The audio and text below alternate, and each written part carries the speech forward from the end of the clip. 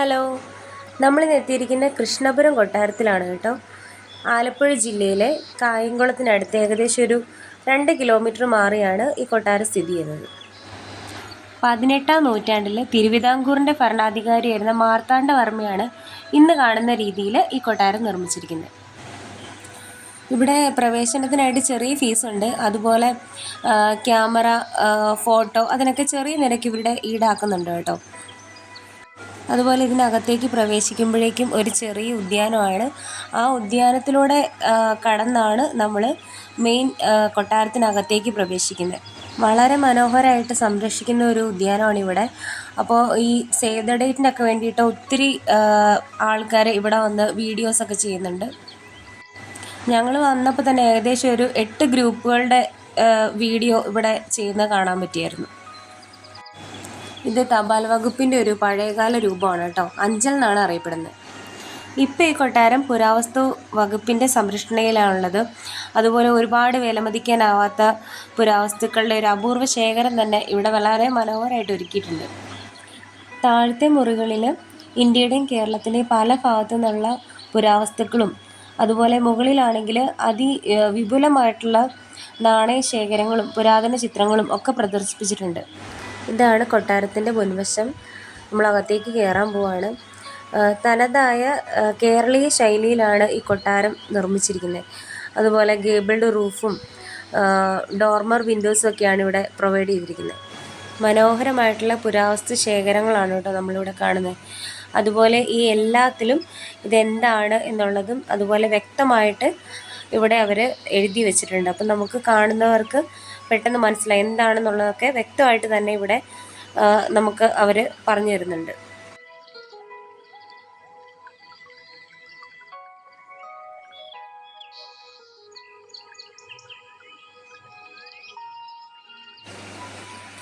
ശരിക്കും പഴയ കാലഘട്ടത്തിലൂടെ നമ്മൾ കടന്നു പോകുന്ന ഒരു ഫീലിംഗ് ആണ് കേട്ടോ ഇത് നമുക്ക് അനുഭവിച്ചറിയാൻ പറ്റുന്നത്.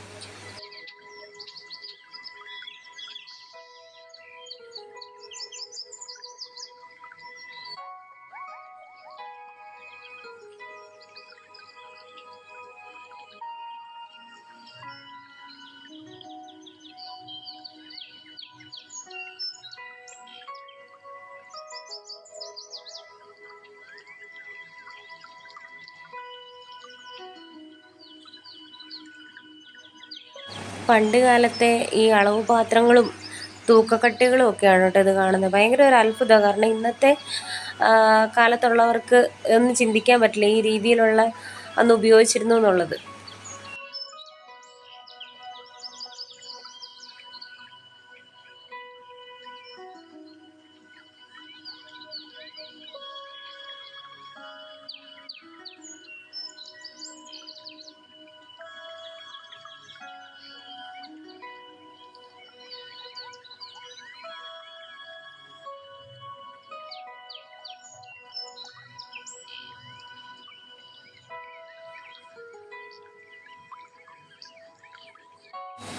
അതുപോലെ കേരളത്തിലെ എല്ലാ ജില്ലകളിലെയും പുരാവസ്തു സ്മാരകങ്ങളെ പറ്റിയുള്ള അറിവും നമുക്കിവിടെ അവർ നൽകുന്നുണ്ട്.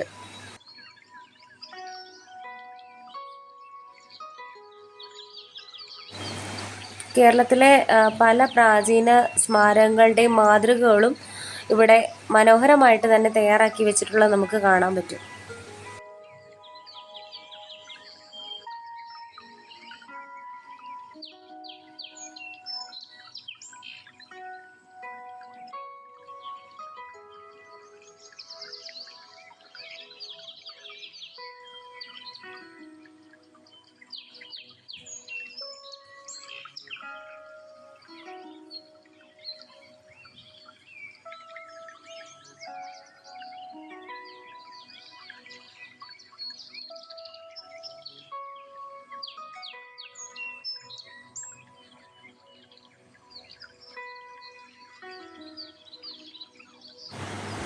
കേരളത്തിൽ ഇന്ന് വരെ കണ്ടെത്തിയിട്ടുള്ളതിൽ വെച്ചിട്ട് ഏറ്റവും വലിയ ഒറ്റപ്പാനൽ ചുവർച്ചിത്രമായ ഗജേന്ദ്രമോക്ഷമാണ് ഇവിടുത്തെ ഏറ്റവും വലിയ പ്രത്യേകത.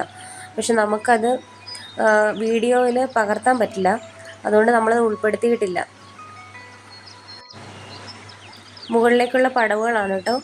തടിയിൽ തീർത്തിട്ടുള്ള വളരെ വീതി കുറഞ്ഞ സ്റ്റെയറാണ് മുകളിലേക്ക് കയറാനായിട്ട് ഇവിടെ ഉപയോഗിക്കുന്നത്. പടവ് കയറി മുകളിലേക്ക് എത്തുമ്പോഴേക്കും വളരെ വിശാലമായിട്ടുള്ള ഹോളിലേക്കാണ് എത്തുന്നത്. അവിടെ പല രീതിയിലുള്ള വാള്, പരിച, അതുപോലെ പണ്ട് ഉപയോഗിച്ചുകൊണ്ടിരുന്ന കൈവിലങ്ങുകളൊക്കെ കാണാം. ഇത് സംസ്കൃത ബൈബിളാണ്. 5 വോളിയം ഉണ്ട് ഇതിൻ്റെ തന്നെ. പണ്ട് കാലത്ത് ഉപയോഗിച്ചുകൊണ്ടിരുന്നതാണ്.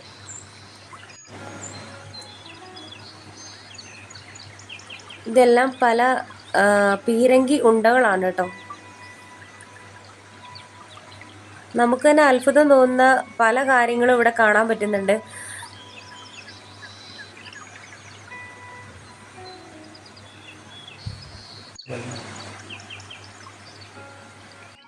ഹാളിൽ നിന്ന് നമ്മൾ ജനാല വഴി നോക്കുമ്പോൾ ഉള്ള വ്യൂ ആണ് കേട്ടോ. മനോഹരമായിട്ടുള്ള കുളം കാണാം.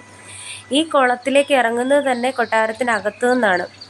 അതുകൊണ്ട് വളരെ കൂളിംഗ് ആയിട്ടുള്ള ഒരു എഫക്റ്റാണ് ഈ കൊട്ടാരത്തിന് തന്നെ ഉള്ളത്. അതുകൊണ്ട് ഇരിക്കാനുള്ള ചാരുപടികൾ, അതുപോലെ ഇവിടുത്തെ കൊട്ടാരത്തിൻ്റെ നിർമ്മാണ മാതൃകയൊക്കെ വളരെ മനോഹരമായിട്ടാണ് നമുക്ക് കാണാൻ പറ്റുന്നത്. അതുപോലെ ഈ കുളത്തിൻ്റെ ഉള്ളിൽ നിന്ന് പുറത്തേക്ക് തുരങ്കങ്ങളുണ്ടെന്നൊക്കെയാണ് പറയപ്പെടുന്നത്. ഈ വിശാലമായിട്ടുള്ള ഹോളിലെ പല ജനാലകളിലൂടെയും പുറത്തേക്കുള്ള കാഴ്ച എന്ന് പറയുന്നത് വളരെ മനോഹരമായിട്ടുള്ളതാണ് കേട്ടോ. അതുപോലെ ഈ കൊട്ടാരം 16 കെട്ടാണ്. ഉണ്ടോ, ഈ സ്റ്റെയറിൻ്റെ തന്നെയാണെങ്കിലും ഓരോ കൈവരിയിലും അതുപോലെ ഓരോ സൈഡിലുമുള്ള കൊത്തുപണികളും കൊട്ടാര മാതൃക എന്നൊക്കെ പറയുന്ന വളരെ മനോഹരമായിട്ടാണ് ഇവിടെ ചെയ്തേക്കുന്നത്.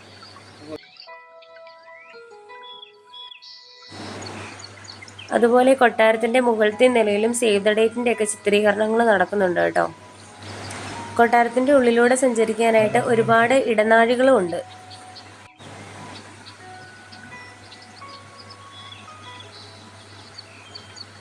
അടുത്ത നാണയ ഗ്യാലറിയിലേക്കാട്ടോ നമ്മൾ പ്രവേശിക്കുന്നത്. പല രീതിയിലുള്ള പണ്ട് കാലത്ത് ഉപയോഗിച്ചുകൊണ്ടിരുന്ന നാണയങ്ങളുടെ ഒരു വലിയ ശേഖരം തന്നെ നമുക്കിവിടെ കാണാൻ പറ്റും. അതുപോലെ ഓരോ നാണയത്തിലും എന്താണെന്നുള്ളതൊക്കെ കൃത്യമായിട്ട് അവർ രേഖപ്പെടുത്തിയിട്ടുണ്ട്.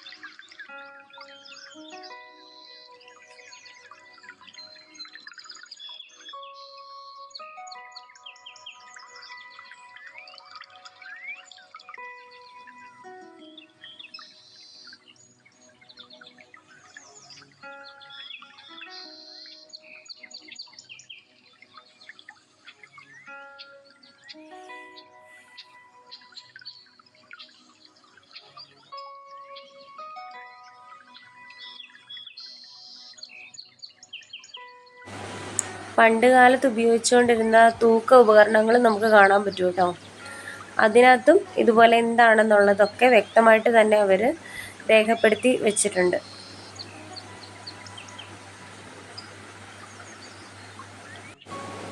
അതുപോലെ കേരളത്തിൽ നിലനിന്നിരുന്ന നാണയ വ്യവസ്ഥ എന്തായിരുന്നു, എങ്ങനെയായിരുന്നു എന്നുള്ളതിനെ പറ്റിയൊക്കെയുള്ള ഡീറ്റെയിൽസ് നമുക്ക് കാണാം.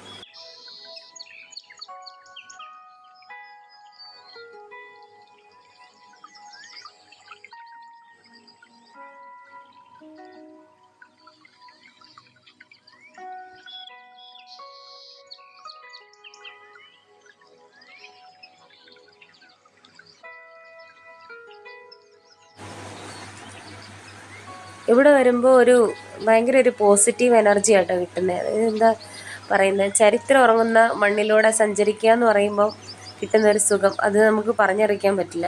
നല്ലൊരു ഫീലാണ്. പണ്ടത്തെ രാജാക്കന്മാർ ഉപയോഗിച്ചുകൊണ്ടിരുന്ന പടവുകളാണ്, പക്ഷേ നല്ല വീതി കുറഞ്ഞതുമാണ്. കുത്തനെയുള്ള പടവുകളായതുകൊണ്ട് തന്നെ വളരെ സൂക്ഷിച്ച് വേണം നമ്മൾ ഇറങ്ങുകയും കയറുകയൊക്കെ ചെയ്യാനായിട്ട്.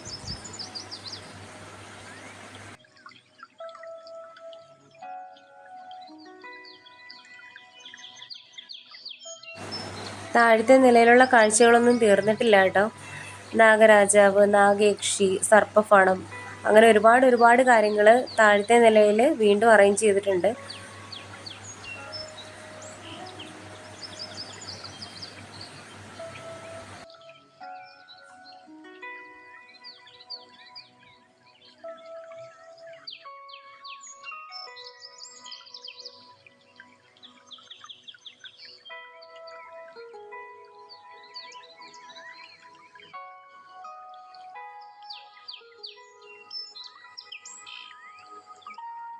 അതുപോലെ ഇവിടെ പാലക്കാട് ജില്ലയിലുള്ള തിരുവേഗപ്പുറ ക്ഷേത്രത്തിൻ്റെ ഒരു മാതൃകയും വളരെ മനോഹരമായിട്ട് നിർമ്മിച്ചിട്ടുണ്ട്.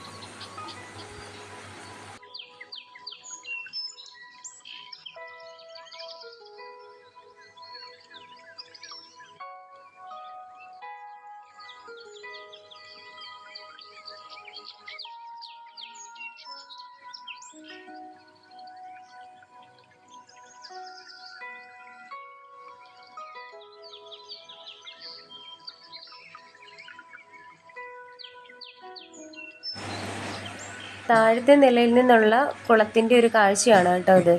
ശരിക്കും ഈ കുളത്തിലേക്ക് ഇറങ്ങുന്നത് കൊട്ടാരത്തിൻ്റെ ഉള്ളിൽ നിന്ന് തന്നെയാണ്. ഇതിൻ്റെ പടവുകളൊക്കെ കൊട്ടാരത്തിനുള്ളിൽ നിന്ന് തന്നെയാണ്. നമുക്ക് ഇത് പടവുകൾക്ക് മുകളിലുള്ള ഭാഗമാണിത്.